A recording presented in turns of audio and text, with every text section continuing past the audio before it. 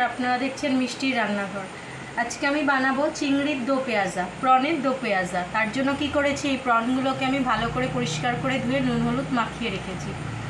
এবার এরপর আমার লাগছে হচ্ছে কুচি করা পেঁয়াজ লাগছে, গোটা শুকনো লঙ্কা, গোটা তেজপাতা, আদা রসুনের পেস্ট, আদা রসুন আর কাঁচা লঙ্কার পেস্ট, গোটা গরম মশলাকে আমি একটু থেতো করে রেখেছি, ধনের গুঁড়ো, কাশ্মীরি লঙ্কার গুঁড়ো।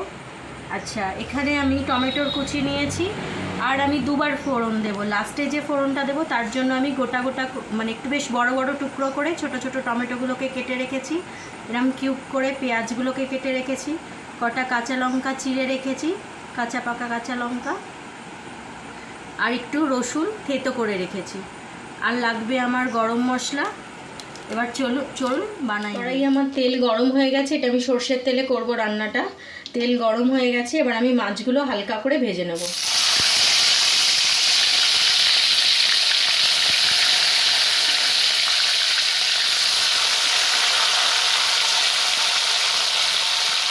মাছগুলোকে হালকা করে শুধু কালার চেঞ্জ হওয়া অবধি একটু ভাজবো, কারণ চিংড়ি মাছ বেশি ভাজলে আবার শক্ত হয়ে যাবে। এই যে দেখুন বন্ধুরা, আমি একদম হালকা হালকা করে প্রনগুলোকে ভেজে নিলাম। এবার এগুলোকে একটা একটা করে আমি কড়াইয়ের থেকে তুলে নেব। মাছ ভাজা হয়ে গেছে, এই তেলটার মধ্যেই আমি গোটা গরম মশলা দিয়ে দিলাম, যেটা একটুখানি থেতো করে রেখেছিলাম। এছাড়া দুটো শুকনো লঙ্কা আমি এরম ভেঙে দিয়ে দেব, একটা তেজপাতা দিয়ে দেবো। এবার এই ফোড়নটা যখন সুন্দর একটু গন্ধ বেরোবে, 1-2 সেকেন্ড এরম ভেজে নিলাম। এবার একটা সুন্দর গন্ধ বেরোচ্ছে, আমি এবার এর মধ্যে দিয়ে দেব পেঁয়াজের কুচি করাটা।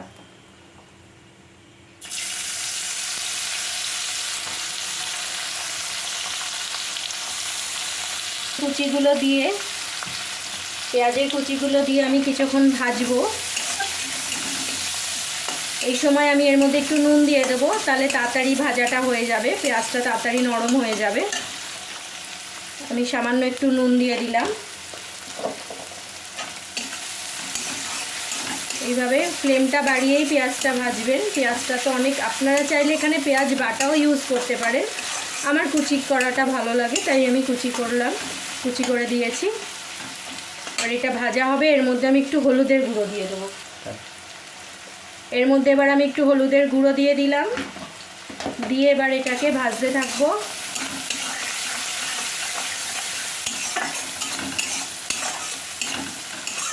এই রান্নাটা ভীষণই ভালো লাগে খেতে।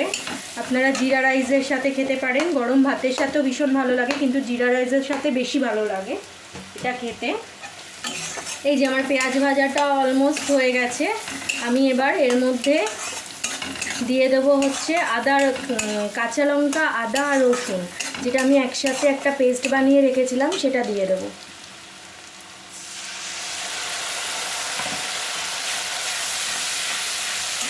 গ্যাসের ফ্লেমটা একটু কম করব, কারণ আমি এবার সব মশলাগুলোকে অ্যাড করব এর মধ্যে। এরপর আমি এখানে দিয়ে দেবো হচ্ছে ধনের গুঁড়ো, 1 চামচের মতো ধনের গুঁড়ো আমি এখানে দিয়ে দিলাম। দিয়ে দেবো হচ্ছে কাশ্মীরি রেড চিলি পাউডার, আর সাথে যে আমি টমেটোগুলোকে কুচি করে রেখেছি সেই টমেটোগুলোকে দিয়ে দেবো।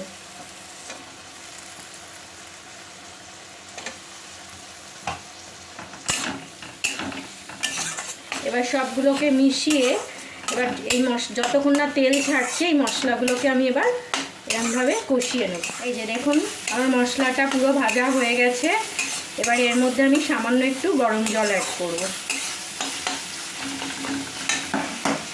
এর মধ্যে আমি সামান্য একটু গরম জল অ্যাড করব।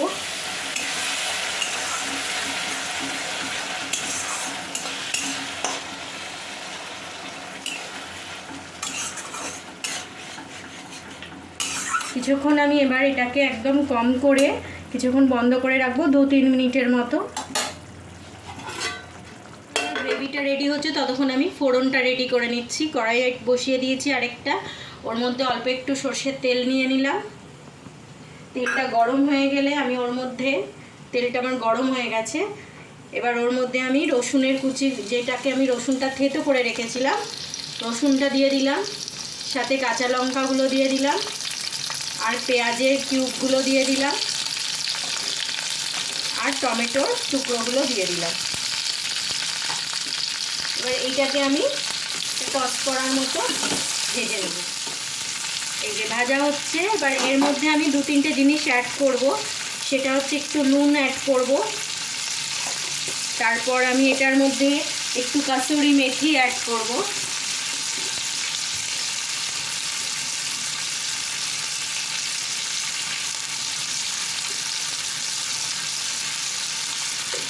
আর এর মধ্যে আমি আর কিছু আমার লাগবে না, গরম মশলাটা আমি লাস্টেই দেব। এটাকে জাস্ট হালকা করে টস করার মতো করে একটু ফ্রাই করে নিতে হবে। এই যে আমার এই যে ফোড়নের মশলা রেডি। এটা আমি এতটাই ভাজবো, এর থেকে বেশি ভাজবো না। এবার এদিকে আমার গ্রেভিও রেডি হয়ে গেছে। এবার এর মধ্যে আমি চিংড়ি মাছগুলো অ্যাড করে দেবো।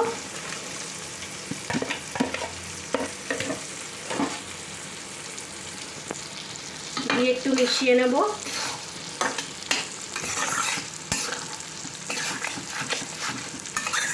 রান্না করতে করতে একটুখানি মাঝে দেখে নেবেন নুন মিষ্টিটা ঠিক আছে কিনা। আমি সামান্য 2-4 দানা চিনি দিয়েছিলাম। এবার আমি কি করব, যে ফোড়নটা রেডি করেছি, এই ফোড়নটা আমি এই চিংড়ি মাছের মধ্যে দিয়ে দিলাম।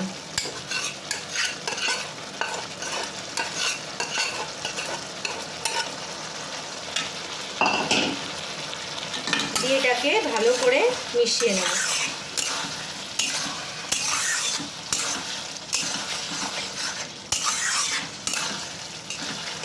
দেখছেন এবার কি সুন্দর কালারটা এসেছে। এবার এর মধ্যে এটাকে আমি 2-3 মিনিট ঢাকা দিয়ে রেখে দেবো একটু মজার জন্য, তারপর নামিয়ে উঠছে পুরো ঝোলটা। চিংড়ি মাছগুলোর মধ্যেও সব গ্রেভির মধ্যে চিংড়ি মাছের ফ্লেভার চলে গেছে। এবার এর মধ্যে আমি একটু গরম মশলা দিয়ে নামিয়ে নেব। এবার এর মধ্যে আমি সামান্য একটুখানি গরম মশলা দিয়ে দিলাম। দিয়ে আমার চিংড়ির দো পেঁয়াজা রেডি।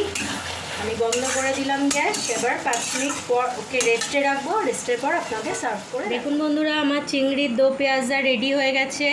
এটা গরম গরম ভাতের সাথে বা জিরা রাইসের সাথে এটা ভীষণ ভালো লাগে। আপনারা বানাবেন। আমার রেসিপি যদি আপনাদের ভালো লাগে তাহলে আমার চ্যানেল মিষ্টি রান্নাঘরকে আপনারা সাবস্ক্রাইব করবেন, আর লাইক করবেন, শেয়ার করবেন। আর যদি ভালো বানিয়ে থাকেন তাহলে কেমন লাগলো সেটা প্লিজ আমাকে কমেন্টে জানাবেন। ধন্যবাদ।